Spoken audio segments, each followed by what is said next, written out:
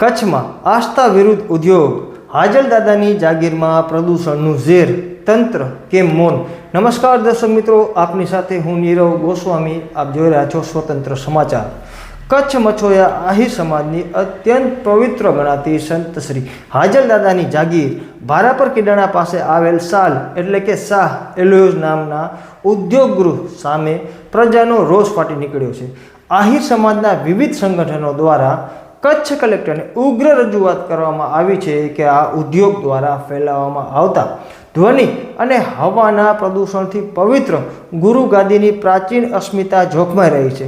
મહિના પહેલાં પ્લાન્ટ અન્યત્ર ખસેડવાની મૌખિક ખાતરી આપવામાં આવી હતી, પરંતુ તેનો અમલ કરવાને બદલે કંપની દ્વારા નવો રોલિંગ પ્લાન્ટ નાખવાની તૈયારીઓ ચાલી રહી છે. પવિત્ર જાગીરની બાજુમાં જ પ્રદૂષણ ફેલાવતો ઉદ્યોગોના કારણે શ્રદ્ધાળુઓમાં ભારે રોષ છે. ઉદ્યોગ ગૃહ દ્વારા આજુબાજુની જમીન કઈ રીતે મેળવવામાં આવી તે પણ તપાસનો વિષય હોવાનું રજૂઆતમાં જણાવાયું છે. આ સમગ્ર મામલે જીપીસીબી કચેરીની ભૂમિકા શંકાના દાયરામાં છે. શું જીપીસીબી ઊંઘે છે? જાગીર જેવા સંવેદનશીલ વિસ્તારમાં આટલું ગંભીર પ્રદૂષણ ફેલાવા છતાં અધિકારીઓના આંખ કાન કેમ બંધ છે?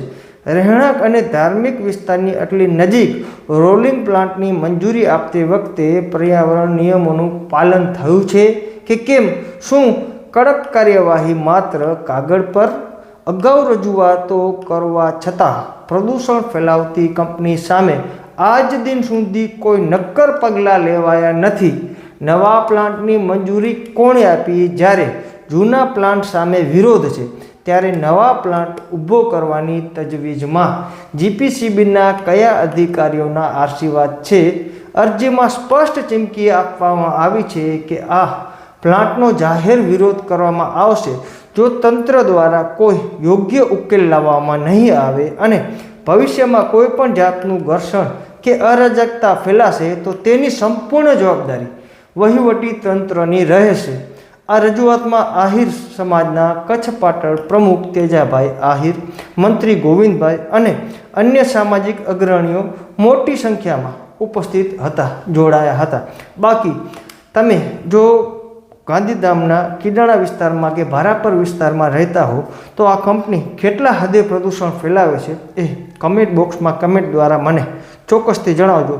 જગદીશ દાફડા સાથે નીરવ ગોસ્વામી, સ્વતંત્ર સમાચાર, અંજાર, કચ્છ, ગુજરાત.